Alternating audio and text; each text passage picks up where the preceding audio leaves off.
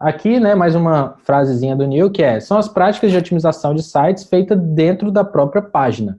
Então, você tem a sua página e eu vou colocar as otimizações ali dentro dela para que ela consiga aparecer mais facilmente no Google. Então, basicamente é isso. Não é nada complicado também, não precisa achar que é um bicho de 7 cabeças. Sim, boa. Bom, primeiro ponto.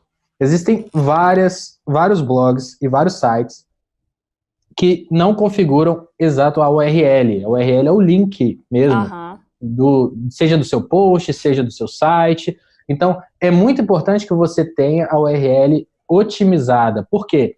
Se eu tenho data, por exemplo, quer dizer que o meu texto é sazonal. Se for uma notícia, é ótimo ter a data, porque ela vai ajudar até a aparecer nos primeiros resultados próximo àquela data. Mas se eu estou falando de um conteúdo que é evergreen, né, que é perene, que eu quero que ele seja nas primeiras posições ao longo de vários meses e anos, eu preciso remover essa data, eu não posso ter a data. Então, por exemplo, olha essa que a gente colocou, né? Você tem exemplo de site.com/fóruns/thread.php, aí tem mais algumas coisas que eles colocaram ali, que são os indicadores. Isso não vai ajudar. Então, o ideal é que seja o seu domínio, né, que seria, digamos, hotmart.com/blog/nome do conteúdo, ou hotmart.com/nome do conteúdo. O ideal ainda é, se você está falando de um blog, é colocar o /blog para as pessoas saberem que aquilo realmente é um conteúdo de um blog, não a página específica do seu site. Então, como que otimiza isso? É tendo uma estrutura consistente, ser bem descritiva, sempre conter a palavra-chave, isso é muito importante, e quanto mais na frente, mais perto for, né, mais à esquerda for, a palavra-chave melhor. Nunca colocar uma URL muito longa. Então, se o texto do seu blog é 100 tipos de maquiagem para festa junina, você coloca maquiagem para festa junina. Ou seja, nome do seu site, né, .com.br/blog/maquiagem ou maquiagem festa junina. Um outro ponto legal também é tirar essas palavras de interrupção, né? Então, para, dá, dos, todas essas palavras você não precisa ter na URL. Boa. Um erro que a gente já cometeu muito aqui foi quando era, tipo assim, uma lista, por exemplo, 50 dicas para vender mais. E a gente colocou na URL, né, 50 dicas para vender mais. E aí a gente foi atualizar o conteúdo e aí virou 100 dicas, e aí já ficou estranho, né, porque aí tem que fazer redirecionamento, mó dor de cabeça. Então também não colocar números, né, assim, de Exatamente. Sempre que você mexe na URL, isso impacta bastante no Google. Não quer dizer que não seja legal fazer isso. Assim, a gente tem sempre várias conversas sobre isso e tal, porque tem um impacto inicial, mas depois quando você otimiza a URL, ela volta e tende a ser melhor, né? Porque você otimizou ela. Mas se você altera a URL do seu texto, do seu site, que seja, vai ter um impacto sim, porque o Google ele vai precisar fazer um redirecionamento. Se você não fizer o redirecionamento certo, você não vai conseguir posicionar. Então é importante sempre ter cuidado quando você for mexer nas URLs de textos que já estão posicionados. Então, se você já tem vários textos que estão gerando dinheiro para você, tome cuidado para não mexer muito na URL dele, se você não souber exatamente o impacto que aquilo vai ter. Boa. Mais um erro aí que é não otimizar o título, e a gente voltou aí nessa parte do CTR, né? Que é quando as pessoas buscam, aparece o seu resultado e quantas pessoas que estão clicando. Então, tem muita gente que não atualiza o título, que não vê qual que é a quantidade certa de caracteres que cabem dentro do título do Google e só coloca o título do texto dentro do Google. E isso não funciona. Você precisa ter uma forma específica de colocar um título que seja bem atrativo para o Google. E aí pode passar para as otimizações, Pedrão, que é criar esses títulos otimizados. Então, eles precisam ser muito atraentes, eles precisam entregar o máximo de valor possível ali para as pessoas, precisam ter adjetivos que sejam bem fortes, né, que chamem as pessoas. Você pode colocar alguns sinais, né, seja parênteses ou colchetes. Você pode colocar números também, igual você falou, de 100 dicas de posts para blog e tal. Tudo isso é muito importante. Além também de ter o tamanho correto, que isso a gente até estava conversando ontem, né, Ana, que o Google está fazendo vários testes e ele mudou o tamanho. E aí, todos os textos, eles acabaram sendo cortados. A gente teve vários problemas disso, não foi? A gente também. Nós estamos aqui correndo para ver o que a gente faz para atualizar e não ficar cortado, né? O Google, ele já testou várias coisas, né? Ele já testou diferentes tamanhos de título, também de metadescrição, que é o texto que fica abaixo do título.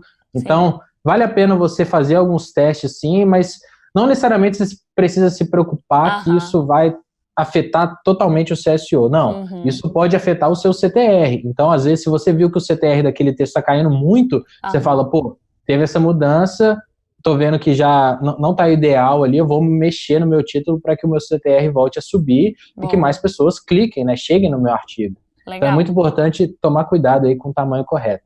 Boa. E conter a palavra-chave principal. Então, se você não está colocando a palavra-chave que você está querendo posicionar no seu título, isso é um sinal para o Google que não necessariamente aquela é uma palavra tão importante para você. Porque pensa, o título, querendo ou não, é o mais importante. As pessoas só vão entrar no seu texto se o seu título for atraente para elas, certo?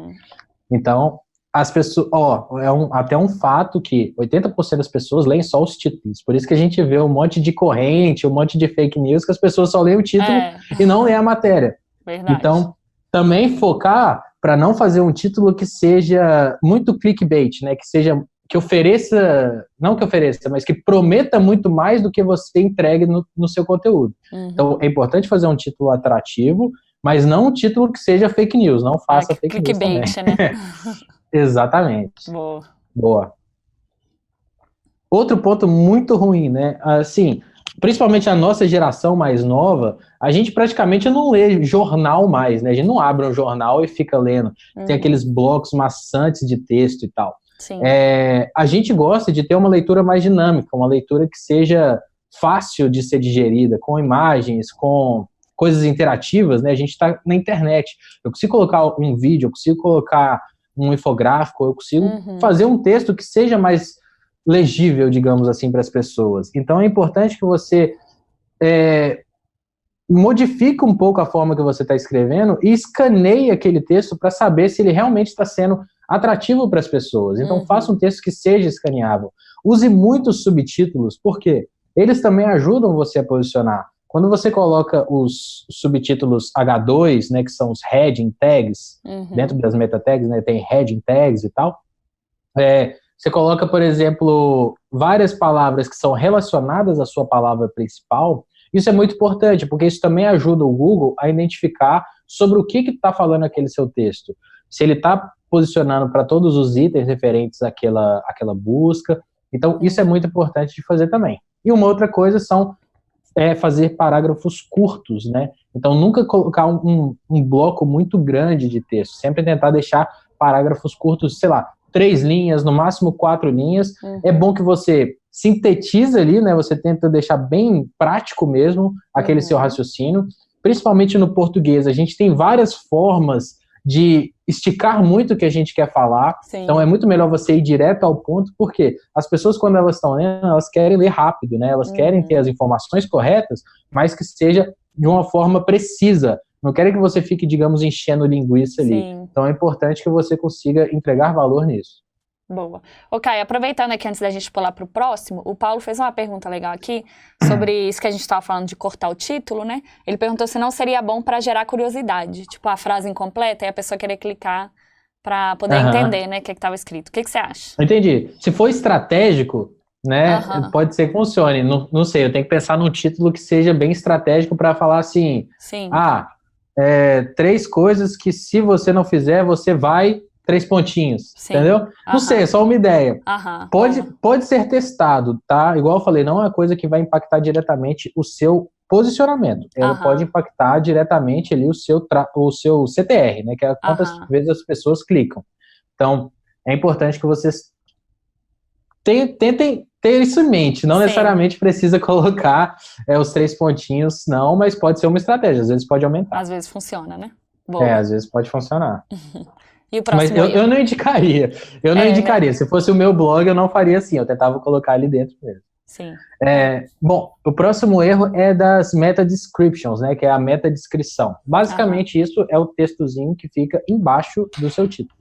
Então, a gente tem ali o título, que é o azulzinho, tem a URL, que é o verdinho, né, que é o seu link, e tem o texto que vai descrever ali um pouco mais sobre o seu conteúdo, que, querendo ou não, também é muito importante. Com certeza. Muitas pessoas leem o título e muitas pessoas também leem só essa meta descrição. Então, eu mesma faço isso direto. Eu vou vendo o título, as metadescrições, aí eu consigo entender qual que é o resultado que eu tô querendo mesmo. Então, assim, isso vai muito com a intenção da busca. Se você sabe exatamente qual que é a intenção da busca, você consegue construir uma metadescrição muito otimizada. Por quê? Você vai falar exatamente sobre o que você está colocando dentro do seu conteúdo de forma precisa e que vai entregar o valor que as pessoas estão buscando. Então, precisa ser interessante. É muito importante que você use a palavra-chave também para o Google saber.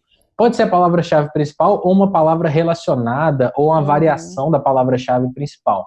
Mas é importante que tenha, sim, a palavra-chave e que esteja também dentro do tamanho adequado. Por quê? Se você não coloca a meta description, né, se você não coloca isso dentro do seu código, o Google ele não vai identificar. Ele vai colocar, basicamente, a continuação do seu texto. Vai ser o título e depois ele continua o seu texto como está lá. E ele vai acabar também com os 3 pontinhos. Então, é importante que você construa isso. No WordPress, você pode utilizar aquele plugin que chama Yoast, com Y. Ele vai ajudar a fazer isso. Ou se você tem um site no código mesmo, basta você colocar lá dentro da meta tag meta description que você vai ter. Legal. Isso otimizado. É uma chance aí de você também fisgar a pessoa, né? Exatamente. Bom, uma outra coisa muito ruim é fazer o keyword stuffing. O que é isso? É você repetir várias vezes a palavra-chave de uma forma realmente muito repetitiva forçada ali, né? Muito forçada só para tentar fazer com que o Google posicione, porque você está repetindo muitas vezes aquela palavra-chave. Então isso não ajuda o usuário. Isso já funcionou porque o algoritmo do Google não era tão eficiente, mas pensa, o Google tem vários engenheiros super inteligentes que estão estudando todos os dias como melhorar o algoritmo. Você pode fazer isso, pode funcionar? Pode, mas não vai funcionar para sempre, isso eu te garanto. Então, assim, tem pessoas que continuam fazendo isso e às vezes, não, funciona e tal, eu faço esses, digamos, black hats e tal, e sempre funciona. Beleza, se você não está pensando no longo prazo, pode ser que funcione durante um tempo. Mas o ideal né? Exatamente. O ideal é a gente seguir as regras do Google, fazer exatamente o melhor conteúdo para o nosso usuário, e o nosso usuário não quer ficar lendo aquela palavra-chave várias vezes. Então a gente colocou exemplos aqui, né, de um parágrafo específico do texto que está com várias repetições e um que fica mais adequado, que é o quê? Você usando exemplos, você usando variações da palavra-chave, complementações dela também, né? Às vezes um sinônimo ou outra coisa assim, que vão acabar ajudando o usuário a ler melhor aquele conteúdo. E o Google também ele vai conseguir posicionar, às vezes, aquele conteúdo, para mais palavras-chave. Por quê? Você está trabalhando palavras que são mais relacionadas. Então, isso é um ponto bem legal. Boa. Aí, muita gente pergunta pra gente, desculpa, volta um pouquinho. Desculpa. A densidade de palavras-chave, que é o quê? Quantas vezes que eu posso repetir a minha palavra-chave principal dentro do conteúdo? Isso aqui é muito específico para a palavra-chave principal, tá? Você pode colocar variações, sinônimos e tudo mais. Mas a gente tenta girar em torno de 0,5% a 1%. Ou seja, se eu tenho um texto de 2.000 palavras, eu repito a palavra-chave principal cerca de 20 vezes. Né? De 10 a 20 vezes. Porque isso, ao longo do seu texto, isso já contando com os subtítulos e tudo mais, isso fica dinâmico, não é uma coisa que vai ficar muito repetitiva. Isso vai mostrar para o Google que você está tentando posicionar para aquela palavra-chave, né? Que o seu conteúdo é sobre aquela palavra-chave, na verdade, e não vai ficar muito repetitivo para o usuário. Boa. Boa, vamos lá. Um grande erro é ignorar as pesquisas por voz. Existe um estudo que fala que a partir do ano que vem já, metade das buscas aqui dos Estados Unidos vão ser por voz. Então, nossa, é muita coisa, né?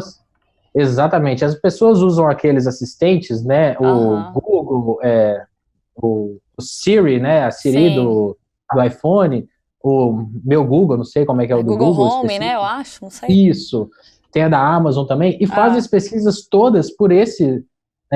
eu acho que muito mais que no Brasil ainda.